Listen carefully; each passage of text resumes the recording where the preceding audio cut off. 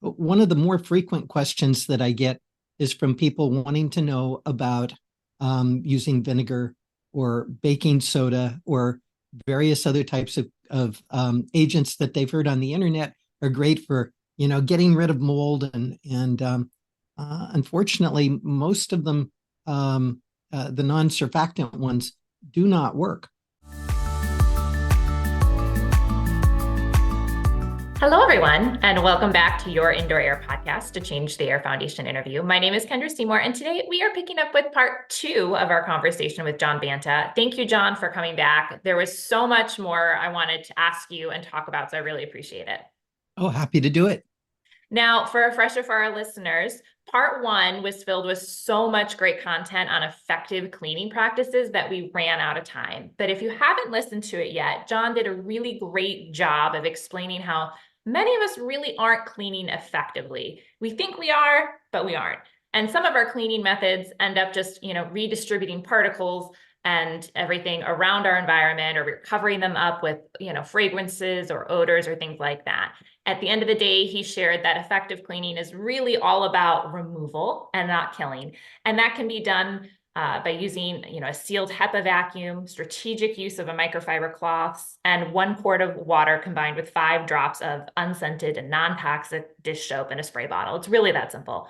And that dish soap is effective because the surfactants are really great at removing both those water-soluble and fat-soluble particles that have settled on our surfaces and our floors and our counters. Now, many listeners today are maybe worried a little bit about settled mold spores or fungal fragments and bacteria, and what John talks about really can address a lot of those things. But as a reminder, we aren't actually talking about remediation of those physical areas of growth. We have resources on our website at changetheairfoundation.org that you can check out for more information about that. But this is really about that effective regular cleaning that any homeowner or runner can do to reduce that cross-contamination that may have occurred. John, did I sum it up okay? Did I miss anything? I think you did great. Thank you. Okay, so today we're going to keep going. We're going to put just a bit more shape around that chemical and cleaning conversation, because if you walk into any grocery store, there are no doubt, 100 products that are geared and marketed towards us for cleaning surfaces in our home. Many of them even specifically geared towards microbial growth like mold and bacteria. So I want to put just a little bit more time towards that conversation, because you have talked about something you call the butter test, and how you use it to determine if a cleaner is going to be effective at removing, those maybe settled mold spores and bacteria and everything. What is the butter test? Well, first, a little bit of review. On the outside of mold spores and fragments, the hyphae and things like that, we have a fatty coating, a lipid coating. And so I tend to use the terms fat, grease, lipids, interchangeably, but basically they're all dealt with the same way. And that's where soap or detergent comes in. And one of the more frequent questions that I get is from people wanting to know about using vinegar or baking soda or various other types of agents that they've heard on the internet are great for, getting rid of mold. And unfortunately, most of them, the non-surfactant ones, do not work. Some others that come to mind are borax. Each of those does have its place. I like to use vinegar to remove the sediment from teapots and coffee pots, because that's a calcium deposit usually that dissolves away with that mild acid. If you've got calcium spots or water spots on your windows or your glassware, then vinegar can do a good job of dissolving those mineral deposits. But when it comes to molds or any kind of fatty substances, it really doesn't do a good job. And so the butter test, I was getting so many questions from people, well, what about this? What about that? What about that? That, you said there are hundreds of products on the shelves. I think it's probably thousands. And there's just not time to go through all those types of details. And I don't have the money to test all of those products individually. But what I've developed is what I call the butter test. And so the question you need to ask yourself is, will this cleaning agent or whatever it's purported to be going to remove butter from a plate? And so it's the same concept that when you wash your dishes, you have to use soap or detergent in order to get them clean. And the same thing is true with regards to mold spores and fragments and the biotoxins. A lot of the biotoxins are fat soluble. Some of them are water soluble. Some of them are fat soluble. But together, what it comes down to is soap and water takes care of the biotoxins. It takes care of the particles, especially when you're cleaning with a microfiber cleaning cloth, because the microfibers do a great job of picking up the particles and trapping those. The soap or detergent emulsifies them to get those particles up off the surface and into the microfiber cloth, where they can be trapped and contained. And so the butter test is a way of checking. I think everybody's heard the saying that oil and vinegar don't mix. Well, if you don't believe it, then you just take a smear of butter and you put it onto a plate, and then you try cleaning it off with vinegar. And even the cleaning vinegar that they sell, it's not going to remove it, nor will baking soda, nor will borax or a lot of other things. And one of the things that really worries me is, especially in the past, but even today, these things keep popping up. There are some very dangerous cleaners that are being recommended, and even worse, some mixtures. If you take, I think everybody knows, if you take ammonia and bleach, chlorine bleach, and you mix it together, you're creating deadly gases. Chemically, it's a chloramine type of gas, and what it does is, when you inhale it, it basically sends your body on high alert, and your lungs start filling with fluids. Your body is sending fluids to your lungs to try to dilute those toxic chemicals down. And so we end up drowning in our own secretions. It's been years ago, but I heard a statistic that over half a dozen people a year were dying from mixing chlorine bleach and ammonia together, and then using it to clean their toilets. And most of them that died actually died because they landed headfirst in the toilet and drowned. But even if it didn't render you unconscious, so that you were falling headfirst, you still would get that chemical pneumonia. You might pass out if you were lucky beside the toilet, but then still have to be rushed to the hospital because of these problems with what was going on in our lungs. So anyway, the butter test can help to identify those things that will in fact clean. But I caution you to be really careful, because there is so much really bad information out there on the internet. And the other thing is, if you're mixing various types of cleaning agents, or trying to make your cleaning agent better than it is by supplementing it. If you're not a chemist, if you don't know what you're doing, if you're mixing anions and cations together, and if you don't know what those words mean, then you probably have no business mixing things. Because what they do is they neutralize each other. It's the positive and negative ions that occur in solutions, and it turns into a salt and water, and it doesn't help with the cleaning at all. So I'm just really concerned about some of the very, very bad information that's being distributed around on the internet. And I think what happens is, it just takes one person to get it started, and then a bunch of other people hear about it and they decide, oh, I'm going to try that too. And most of these techniques do have a basis on something.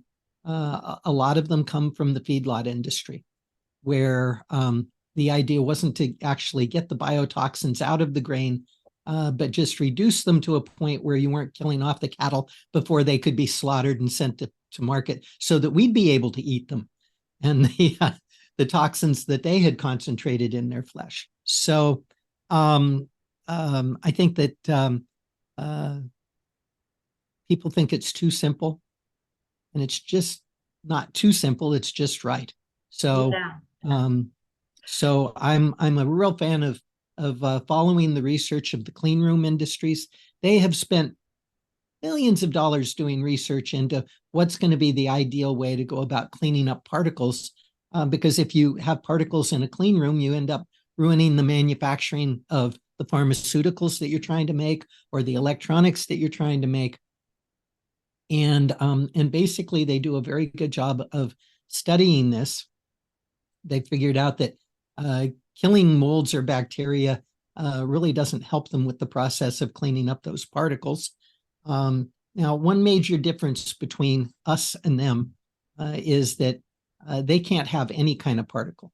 And so a lot of the less expensive microfiber types of cloths, they put out a lot of lint, and that would be unacceptable for a clean room.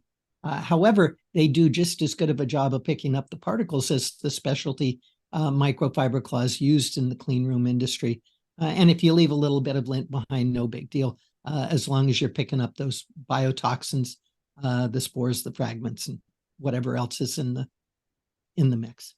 Very well said. I think people think like the harsher the chemical, the better job it does. And it's really hard to wrap your head around that sometimes simple is better. And it's elbow grease, right? It's taking the time to do it. Part one, you really kind of talked to us about how to use that microfiber cloth and the step-by-step process in a little bit more detail, so people can go back and listen to that.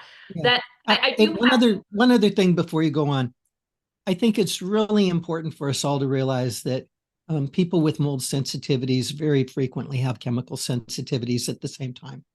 And, these ideas of using formaldehyde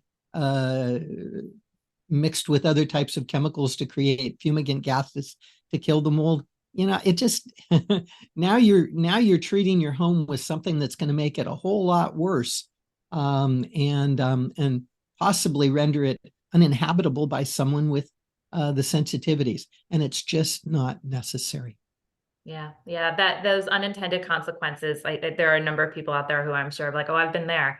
Now, I don't want to go on a tangent, but unfortunately, your process works great for non-porous, your wood floors, your tile, your countertops. But what if somebody has carpet? Is there anything they can do there? Carpet's a whole episode on itself. So maybe just give us a couple takeaways there. Well, the carpet was something that our company was very interested in. I think it's been almost 15 years ago now. And we had a carpet that was donated to us by an apartment complex. It was about 50 square yards of carpeting. And what we wanted to do was take it back to our facility and put it into a makeshift swimming pool. It wasn't very deep. It was only holding about 3 inches of water. But we wanted to see what would happen in terms of the amplification of organisms in that carpet. And so step one was taking the carpet and vacuuming it. And in order to vacuum it, we actually used a Wade bag that was inside the HEPA vacuum cleaner. And then we vacuumed the whole carpet. And when we re-weighed the bag afterwards, what we found was there was only 3 grams of dirt, which made no sense. Carpet, always seems to hold a lot more than that. But it turned out that the tenant, before giving up their apartment, they didn't know that the carpet was going to be replaced. And so they went ahead and they had a professional company come in and clean it.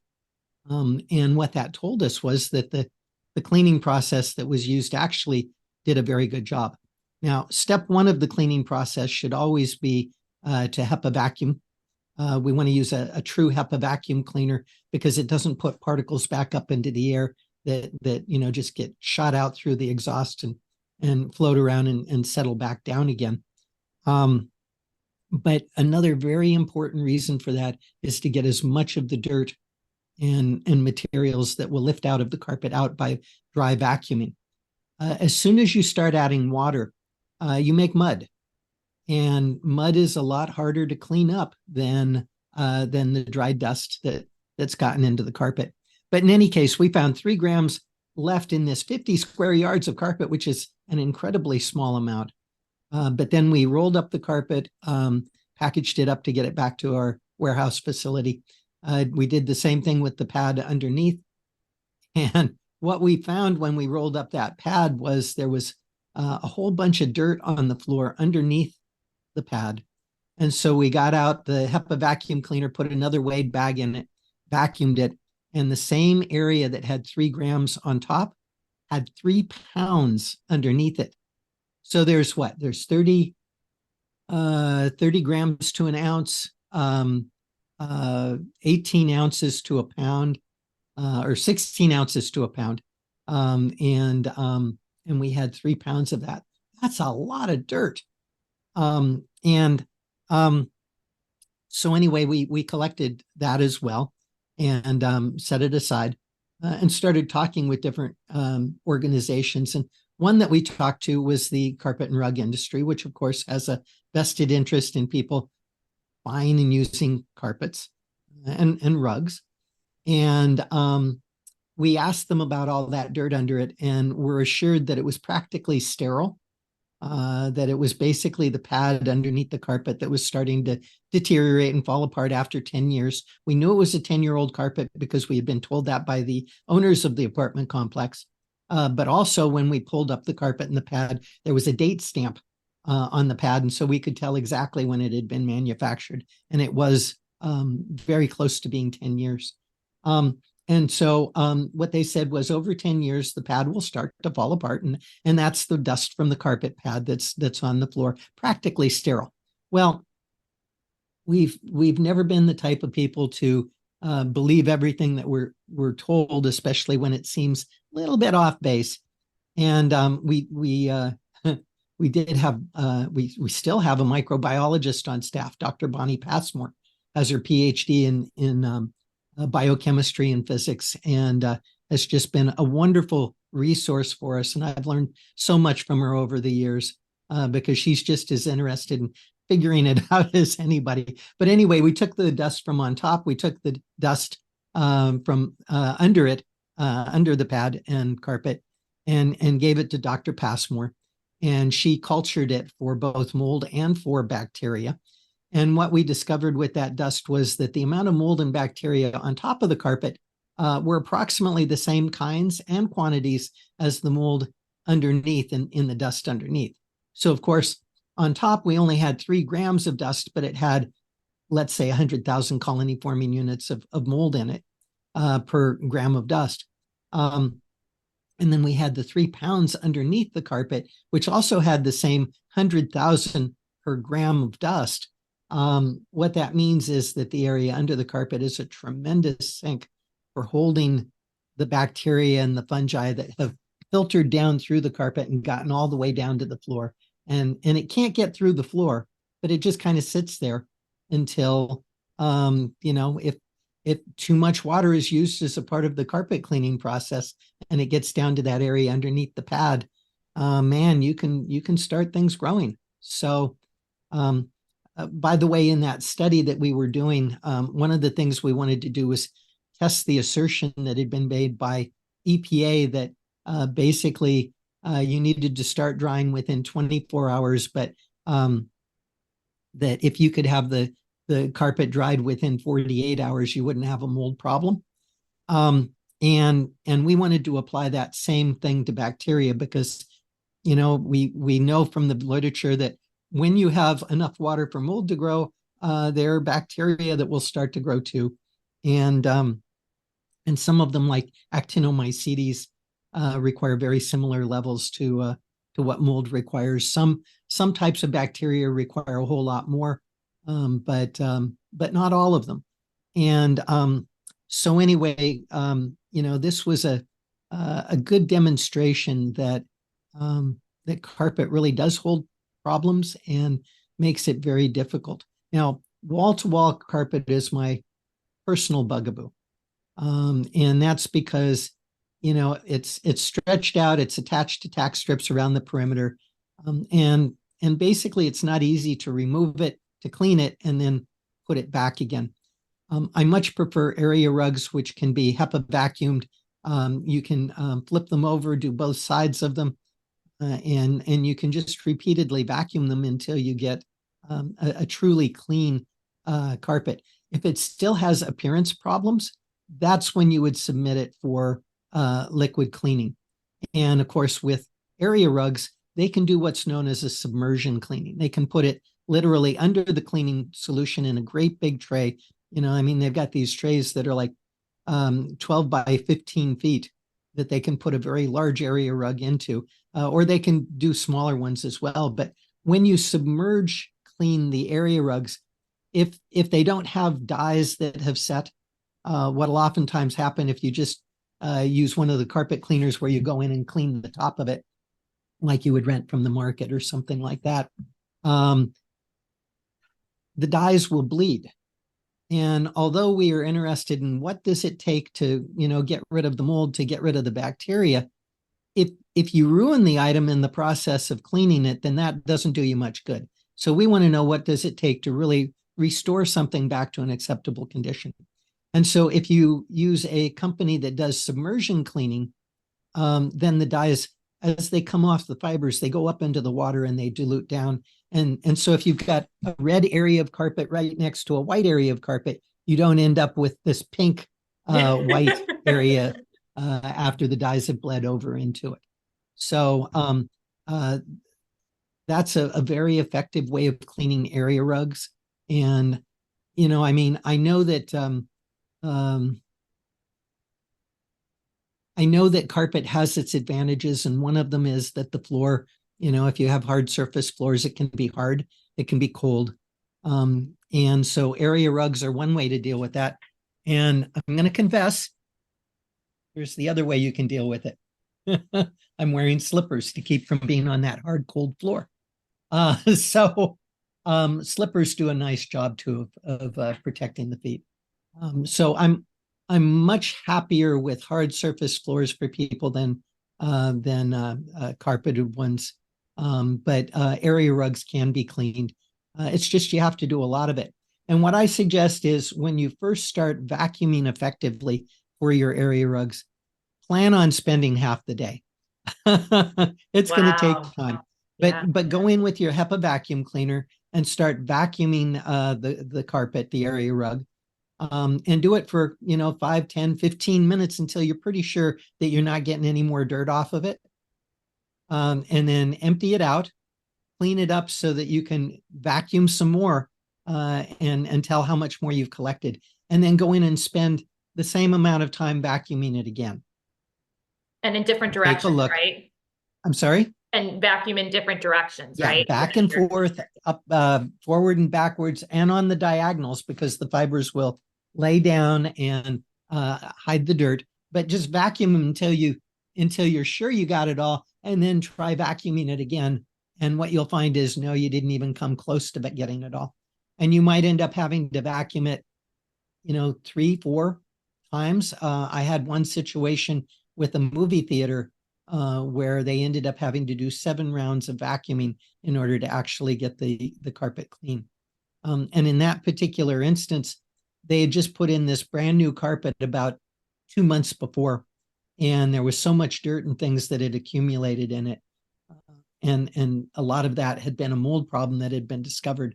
But the owner of the theater basically said that it was so difficult to get it in that he didn't care what it took labor-wise to get it clean, so that they could maintain it.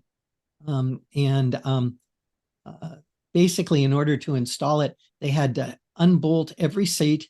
They had to scrape out the old carpet, which had been glued down.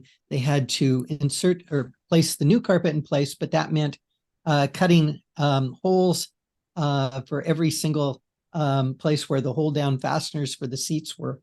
And it took them forever. And so whatever we could do to save that carpet was important to them. And it took 7 rounds of cleaning. It was just incredible. But it gave us a good opportunity to research that.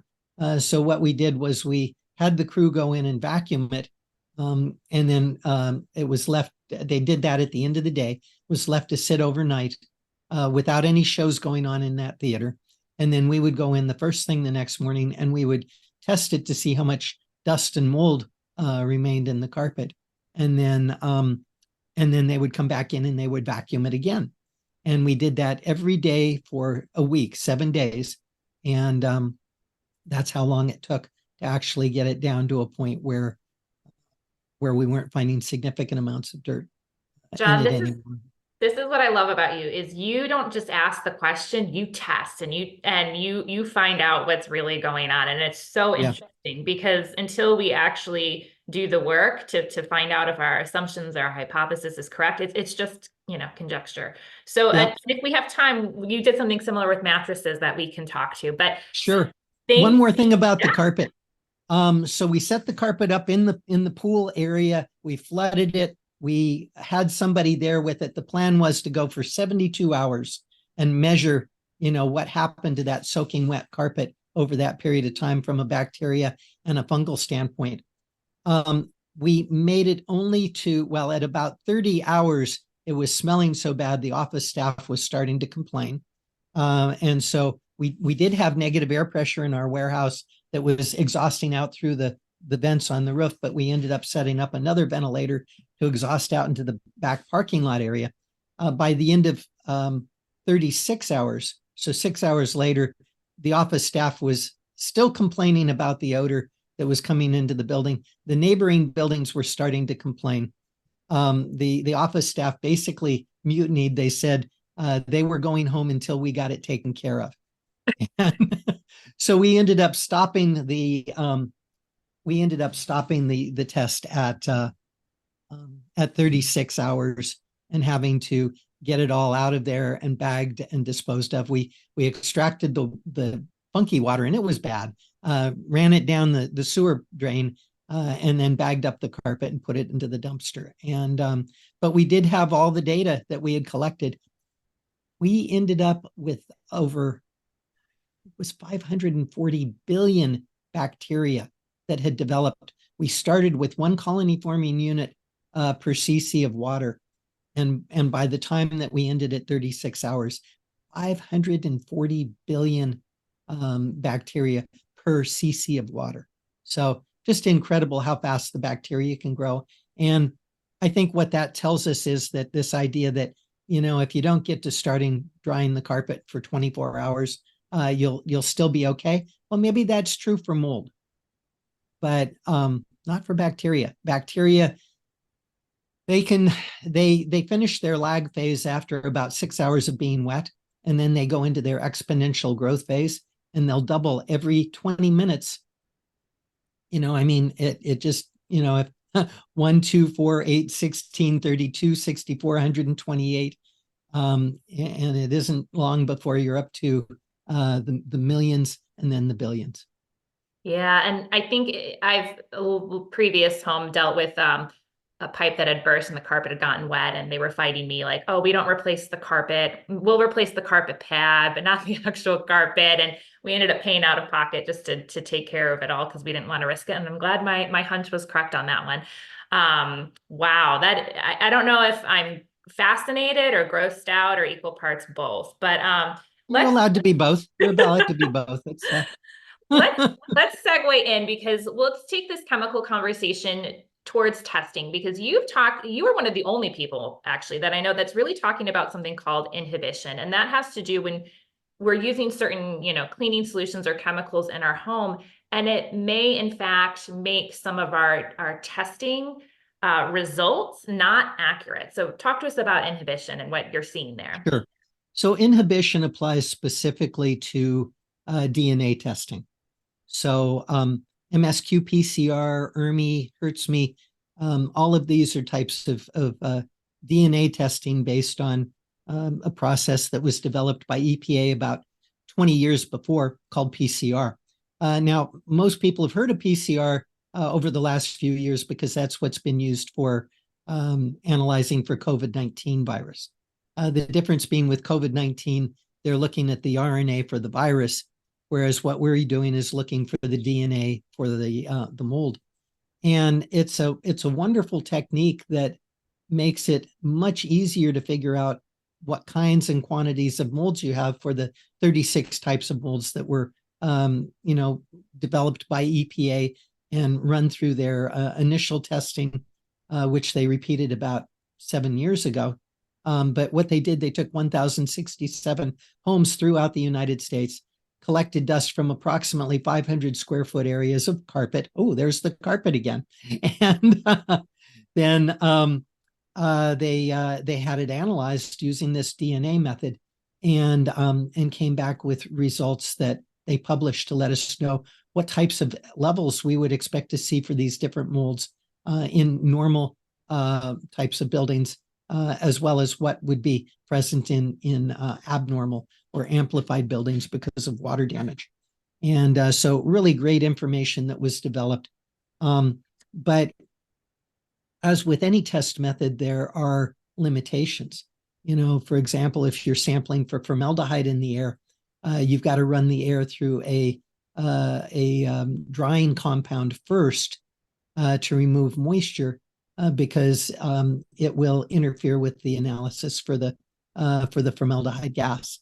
And so we have had to learn what types of things cause problems with regards to inhibition in the DNA analysis. So inhibition doesn't mean that the mold is gone. It just means that the methodology cannot identify it. And some of the first cases that I worked with where I learned later that it was inhibition that was causing the problems were cases of adobe structures. I was doing quite a bit of work in New Mexico and around where they've got real adobe buildings, or buildings that have been made from straw clay, or various types of things like that. And if those walls are not finished on the interior, if you've got clay dust that can slough off the walls, clay can act as an inhibitor, which actually makes sense because medically clay is used as a binder. And so what the clay does is it actually binds onto mold spores and particles, and prevents them from being analyzed using the PCR methodology. So what would happen, I would get back results from the laboratory that basically said nothing detected, or very, very low levels of mold detected for whatever type of organism it was. And this would happen in these adobe structures time after time, which didn't make a whole lot of sense to me. Because one of the things that we also have traditionally done is we've collected culturable samples side by side with the DNA. Now, a DNA sample should identify what's there, whether it's alive or dead or dormant. And dead mold is just as much of a health problem as the live stuff. A couple cases where being alive might have a little more of an issue from an infection standpoint. But most of the things that go on from symptomology standpoint with regards to mold has nothing to do with it growing in our body. It has more to do with the immunological response to the mold, or the allergic response to the mold. So in any case, I would do side-by-side DNA and culturable samples, and the culturables would grow like crazy, meaning that, yes, there was mold there, and the DNA samples would come back non-detected or very, very low levels. Why is this? Well, I went back to the original research that EPA did on the 1,067 buildings. And sure enough, in that research, they mentioned that there were some buildings that got excluded from the study because of inhibition. So, okay, what's this inhibition stuff? And started doing some literature research and came across a couple of papers that explained it from a medical standpoint or for a forensic standpoint. If you're in police work and somebody's been murdered, and you've got blood contaminating the crime scene that gets into the DNA evidence, it can actually inhibit it. Same with urine. And so each of the different industries out there, medicine, forestry, agriculture, police work, all of them have had to figure out what is causing inhibition in the samples that we submit that may give us false negative results. And so I started asking the question, so what is causing problems in buildings for us as an industry? How is it that we can get these results back that don't indicate anything, and it just doesn't make sense? Well, fortunately, we had Dr. Passmore on our staff, and she had been working at the University of California, Davis for almost a decade prior to coming to work for us. And one of the things that she was doing at UC Davis, she worked for the Department of Plant Virology, and she was actually running PCR samples by hand, which would take days to analyze because it was a very slow, monotonous process. But she ended up being one of the first people that bench tested some of the automated computerized thermocyclers. So she was very intimately familiar with the process from having to do it by hand, but also from having the experience with having a machine that you could, process the sample, put it into the machine, and 3 hours later have your answers. And so anyway, in plant virology, they had to look at inhibition from the standpoint of agriculture. And so then we had to start thinking about what can affect things in the buildings that we work with. And so, clay has a part of from soil. In plant virology, they had a lot more humic acid, humus from soil also that they were having to do with. But in police work and medicine, urine could contaminate the samples and prevent them from being identified. So where would we find urine inside of a home that we're trying to analyze? Well, dog and cat urine. If we've got an incontinent pet or one that's just being outright ordinary or ornery or something, then that could create issues with regards to the analysis. So did a crowdfunding to raise money amongst people that were familiar with Prescriptions for a Healthy House, Practical Guide for Architects, Builders, and Homeowners, which is now in its 4th edition. Basically, and my clients and other people that were out there that were interested in these things. And we raised enough money to do a study on 26 different potential inhibitors. And one of the things that we found was that oils could create an inhibition, and specifically phenol-based oils like various types of essential oils that are being used or at least promoted for killing mold and bacteria. And so the way that inhibition is tested in the laboratory to see if there's a problem going on is you take a sample of dust from the building that you're going to be analyzing, and then you spike it with a known quantity of an organism called Geotrichum candidum. Geotrichum candidum, we just don't see it in buildings. It's one of those other types of molds that's out there, but it doesn't contaminate buildings. And you analyze for the Geotrichum candidum when you analyze the sample, and then you compare the results for what you got for the Geotrichum to the amount that you added in, and they should come pretty close in terms of matching. And if they don't, if the Geotrichum is real low, all of a sudden now you've got an inhibition that has caused it to be low. And there's no reason that it would only inhibit the Geotrichum candidum. It's going to inhibit all the other types of molds that are there as well.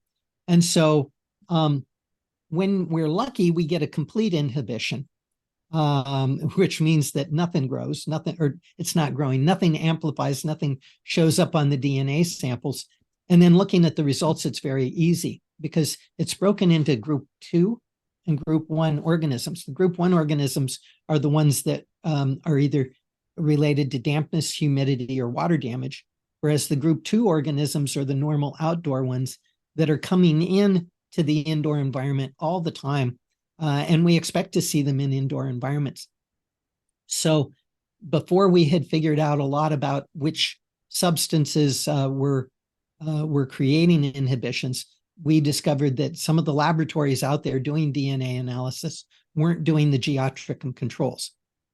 And what was going on was they were getting back results that said everything was 0. And people would get those results back and they would think, oh, everything is great.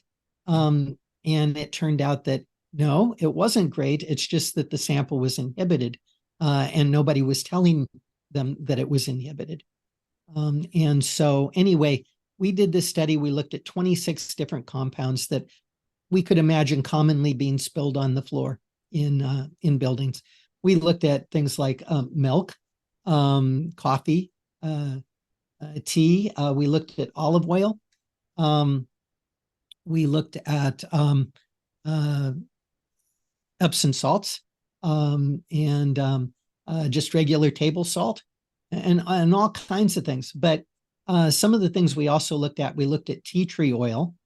We looked at olive oil as a control, wanting to see what happened with that. In the literature, I found information that rust and any kind of metal oxide could interfere with the process. So we did get some iron oxide rust and tried that out. Just on and on and on. Oh, we also worked with chlorine bleach. We tried out chlorine bleach. Now, what we found was that a lot of the essential oils that are being advertised as killing mold were actually inhibiting the DNA response. So if you were spraying your place with essential oils and then testing to see if you had mold using the DNA method, state-of-the-art DNA, nope. In that case, it wasn't telling you that you still had a problem, which is why doing side-by-side culture has always been very beneficial. You get this huge level on what is able to grow and virtually nothing on what isn't able, what is being identified, regardless of whether it's alive, dead, or dormant. And that tells you that something is wrong. So, one of the things that we learned about chlorine bleach, and I suspect about the other chlorinated types of compounds that might be out there, like chlorine dioxide. In fact, I know it's true for chlorine dioxide because I found a research paper that talked about that. So for another industry. But in any case, when you expose dust with mold spores in it to chlorine dioxide or to chlorine bleach, it basically makes it so that the DNA cannot be detected. And yet when we did culturables side by side, it would still grow. We could still grow it. So that told us that it was there. But interestingly enough, the geotricum control would not tell us when that had happened. And so my hypothesis on it is that that the chlorine parts of the compounds would dissipate. They would basically and leave the inactivated, unable to be detected mold particles present in the dust. They were still viable. They would still grow if you added water to them. But it made them so that you couldn't tell that the sample was inhibited. So I still, to this day, it's very important to me that people use the full ERMI test with the group 1 and the group 2 organisms. I find a lot of value in evaluating the mold tests using the HERTSME methodology, which was developed by Dr. Richie Shoemaker. It looks at 5 organisms, and a lot of labs will offer that you can just, test for those 5 organisms. And I believe that it is a very good screening tool. If you've got a high HERTSME score, then you've got a mold problem, no doubt about it. However, if you've got a low HERTSME score, you may still have a mold problem that just isn't able to be detected because of inhibition. And so if I get back a set of samples, first thing I do is I go to the group 2 organisms, and I want to see that we've got adequate levels of Cladosporium cladospores 1 and Cladosporium cladospores 2. These are 2 molds that they're everywhere. And in fact, there's research that shows that during the spring and summer and early fall months, Cladosporium is actually in the leaves of trees and a commensal or beneficial relationship for both. So the tree is taking up nutrients and feeding the Cladosporium, but the Cladosporium is taking those nutrients and turning them into other nutrients that the trees can absorb through their leaves and then use to help fertilize and grow them. And then when autumn comes and the leaves fall out of the trees, the leaves are already inoculated with the Cladosporium mold, and it loves to multiply and divide and start turning organic material into soil under cold temperatures. And so in winter, it's the first group of organisms that start to digest leaves and turn them into soil. But we find it in the environment almost always.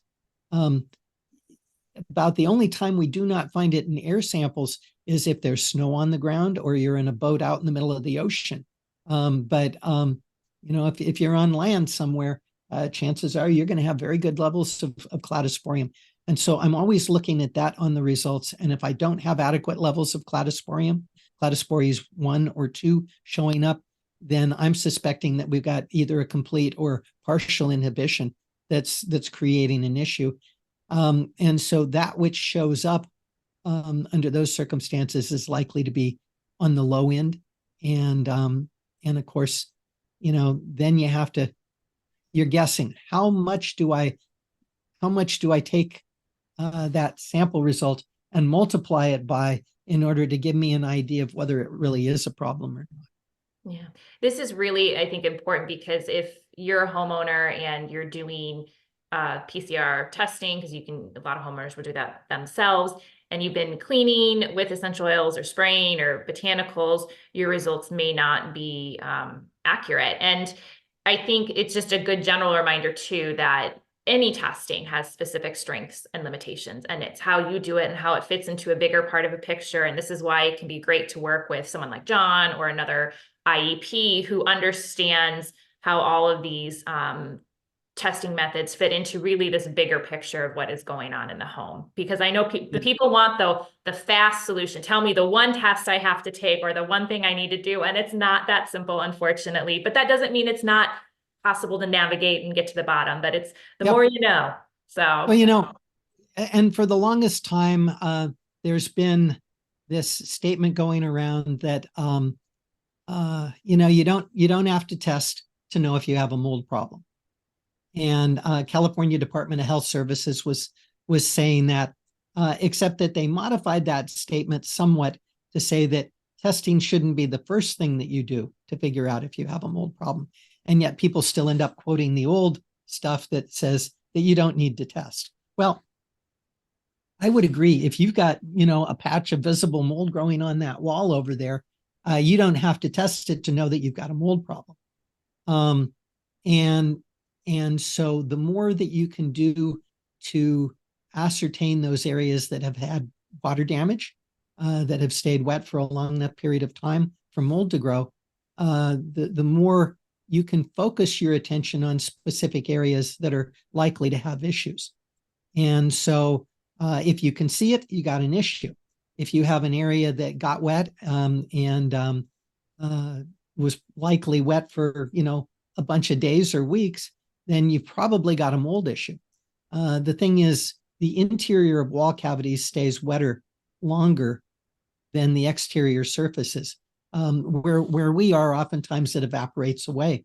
So mold doesn't grow on that surface, but inside that wall cavity is where it grows. And that's where we find that methods like pathways and other types of testing for what's going on inside the wall cavity can help to figure things out. Now, in order for that to work, those particles have to be able to get out into the living space.